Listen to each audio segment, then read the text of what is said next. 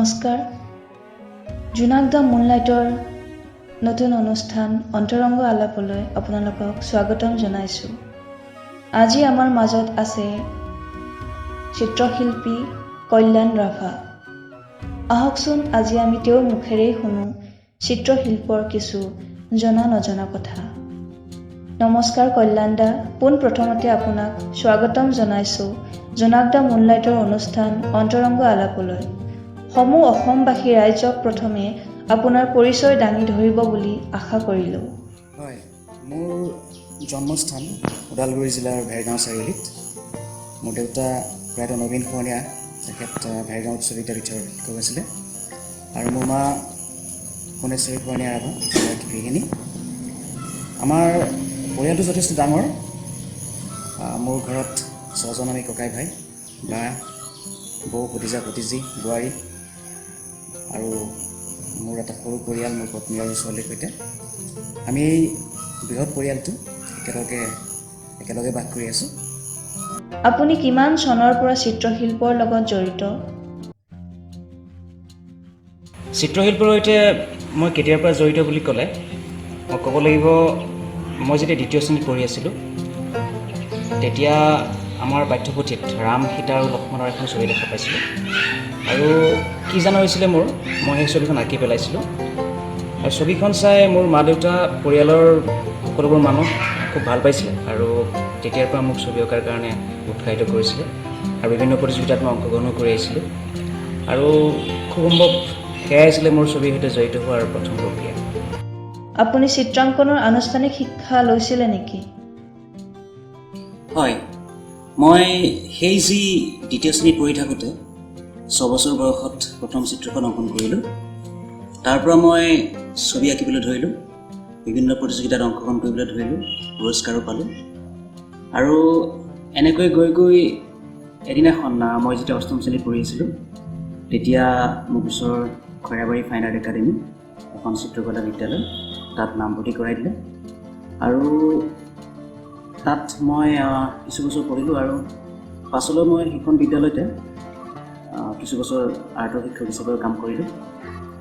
আৰু এনেকৈ এদিন কলকাতাৰ নিখিল ভাৰত সংগীত সমিতিৰ অধীনত মই পেইণ্টিঙৰ বিশাৰদ সম্পন্ন কৰিলোঁ।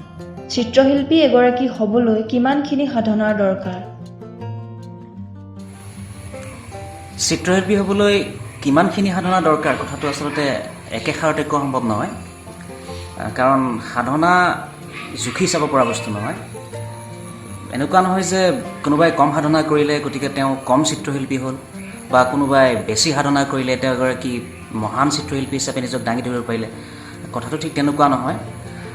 সাধনা কিন্তু লাগিবই। চৰ্চা আৰু সাধনা অবিহনে নিজকে চিত্ৰশিল্পী হিচাপে দাঙি ধৰা সম্ভৱ নহয়। চিত্ৰশিল্পী হিচাপে বুলিয়েই নহয়, অন্যান্য যিকোনো শিল্প, সাহিত্য সংস্কৃতিৰ যিসকল চৰ্চা কৰা ব্যক্তি আছে, প্ৰত্যেককে সাধনাৰ প্ৰয়োজন।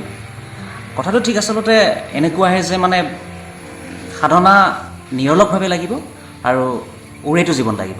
তেতিয়া নিশ্চিতভাৱে এগৰাকী ব্যক্তিয়ে নিজকে চিত্ৰশিল্পী হিচাপে দাঙি ধৰিব পাৰিব।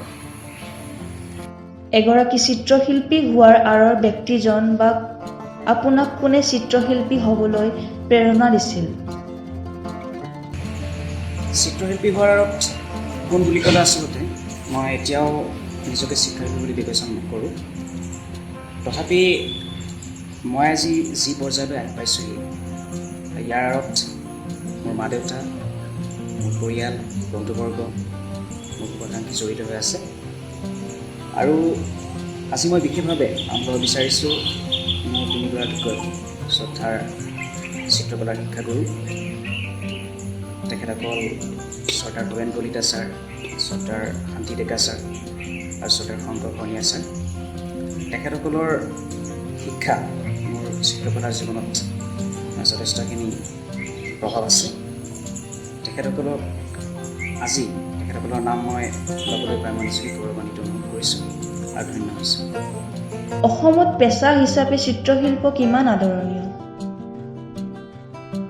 পেচা হিচাপে আচলতে চিত্ৰশিল্প বুলিয়ে নহয়, সংগীত, নাটক, চিনেমা, থিয়েটাৰ সকলোখিনিয়ে আচলতে আদৰণীয়। কিন্তু সমস্যা হৈছে যে চিত্ৰশিল্পৰ বজাৰ লাভ কৰিবৰ কাৰণে অসমত চিত্ৰশিল্পীসকলে আচলতে পৰ্যাপ্ত পৰিমাণে আৰ্ট গেলেৰী নাই পোৱা। আমাৰ অসমত কেইখনমান আৰ্ট গেলেৰী আছে য'ত চিত্ৰশিল্পীসকলে তেওঁলোকৰ চিত্ৰসমূহ প্ৰদৰ্শন কৰি সেইটো বিক্ৰী কৰিবৰ কাৰণে পৰ্যাপ্ত নহয়। এইটো এটা ডাঙৰ সমস্যা। আৰু এটা সমস্যা হৈছে কি যে চিত্ৰশিল্পৰ কাৰণে যিখিনি ৰ' মেটেৰিয়েলছৰ প্ৰয়োজন সেইখিনি যথেষ্ট এক্সপেঞ্চিভ ৰ' মেটেৰিয়েলছ ক্ৰয় কৰি ছবি এখন অংকন কৰি যদি বিক্ৰী কৰিবৰ কাৰণে এখন বজাৰ নাই পোৱা, সেইটো এটা ডাঙৰ সমস্যা। আৰু এটা সমস্যা হৈছে কি যে আগতে আমাৰ চিত্ৰশিল্পীসকলে গাঁৱে ভূঞে যিসকল আছে মূলত তেওঁলোকে সভা সমিতি বা থিয়েটাৰ এইবোৰৰ পোষ্টাৰ হোৰ্ডিং আঁকিছিলে, বেনাৰ আঁকিছিলে। আৰু টাউন চহৰতো আপোনাৰ চিনেমাৰ হোৰ্ডিং পোষ্টাৰবোৰ আঁকি কিছুমানে জীৱন নিৰ্বাহ কৰিছিলে। কিন্তু আজি কিছু বছৰৰ পৰা ফ্লেক্স অহাৰ পৰা এইসমূহ ৰাস্তা বন্ধ হৈ গৈছে। বেনাৰ আঁকি হোৰ্ডিং আঁকি পেটৰ ভাতমুঠি যোগাৰ কৰা যিটো ৰাস্তা সেইটো বন্ধ হৈ গৈছে। এইটো এটা ডাঙৰ সমস্যা। আৰু এটা সমস্যা হৈছে কি ধৰক যিসকল চিত্ৰশিল্পী এতিয়া অসমত কাম কৰি আছে তেওঁলোকে মূলতঃ চিত্ৰকলাৰ বিদ্যালয় তেওঁলোকে চলাই আহিছে। কিন্তু চিত্ৰকলাৰ বিদ্যালয়ৰ যোগেদি তেওঁলোকে জীৱন নিৰ্বাহ কৰিব এই কথাটো আমি সম্পূৰ্ণৰূপে আশা কৰিব নোৱাৰোঁ। গোটেইখিনি কথা চালি জাৰি চাই এটা কথাই ক'ব লাগিব যে পেচা হিচাপে চিত্ৰশিল্প আদৰণীয়, কিন্তু চিত্ৰশিল্পৰ বজাৰ সৃষ্টি কৰিবৰ কাৰণে চৰকাৰ তথা সংশ্লিষ্ট যি কৰ্তৃপক্ষ আছে তেওঁলোকে ব্যৱস্থা গ্ৰহণ কৰিলে আমি অনাগত দিনত চিত্ৰশিল্পীসকলে পেচা হিচাপে চিত্ৰশিল্প লোৱাটো সুবিধাজনক হ'ব বুলি। লকডাউনৰ এই সময়ছোৱাত শিল্পীসকলে কেনেধৰণৰ অসুবিধাৰ সন্মুখীন হৈছে এগৰাকী চিত্ৰশিল্পী হিচাপে আপোনাৰ পৰা জানিব বিচাৰিছোঁ। হয়, চিত্ৰশিল্পীসকলে লকডাউনৰ সময়ত যথেষ্ট অসুবিধাৰ সন্মুখীন হৈছে। আচলতে চিত্ৰশিল্পী, অভিনয় শিল্পী, সংগীত শিল্পী সকলোৱে সাধাৰণ ব্যক্তিও যথেষ্ট অসুবিধাৰ সন্মুখীন হৈছে। বিশেষকৈ আমাৰ প্ৰায়ভাগ চিত্ৰশিল্পী মই ইতিমধ্যে কৈছোঁৱেই তেওঁলোকৰ চিত্ৰকলাৰ বিদ্যালয় আছে। গতিকে অন্যান্য বিদ্যালয়সমূহৰ লগতে চিত্ৰকলা বিদ্যালয় বন্ধ হৈ থাকিবলগীয়া হোৱাত তেওঁলোকে অকণমান উপাৰ্জনৰ এটা তেওঁলোকৰ ৰাস্তা বন্ধ হৈ গৈছে। এইটো এটা ডাঙৰ সমস্যা। আৰু এটা হৈছে কি যে সাধাৰণতে ইতিমধ্যে কৈছোঁ মই যে চিত্ৰকলাৰ যিখিনি কেঁচা সামগ্ৰী সেইখিনি যিকোনো দোকান পোহাৰ বা যিকোনো বজাৰত উপলব্ধ নহয়, এইটো অনলাইন শ্বপিং কৰিবলগীয়া হয়। গতিকে এইটো বন্ধ হৈ আছে। সেইফালৰ পৰা চিত্ৰশিল্পীসকল যথেষ্ট সমস্যাত পৰিছে।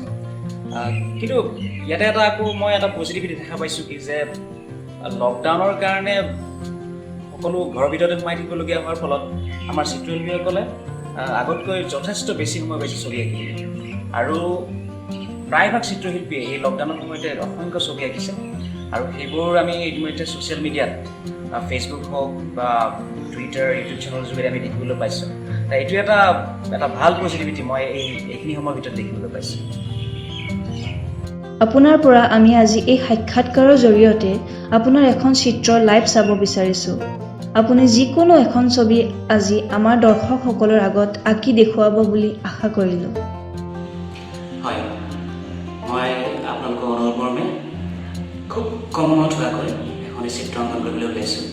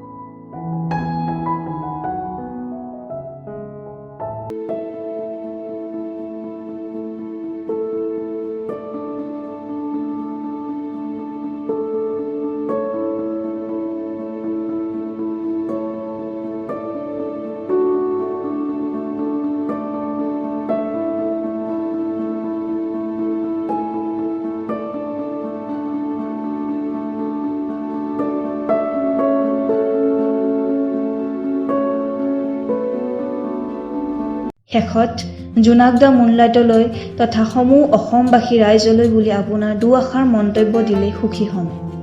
হয়, জোনাক দা মুনলাইটে শিল্প সাহিত্য সংস্কৃতি উত্তৰণৰ কাৰণে অহৰহ প্ৰচেষ্টা অব্যাহত ৰাখিছে। তেওঁলোকৰ মই শলাগ লৈছোঁ আৰু জোনাক দা মুনলাইটে চিত্ৰশিল্প সম্পৰ্কত দুআষাৰ কথা পাতিবলৈ মোক ইয়ালৈ আমন্ত্ৰণ জনাইছে। তাৰ বাবে মই তেওঁলোকক ধন্যবাদ জ্ঞাপন কৰিছোঁ।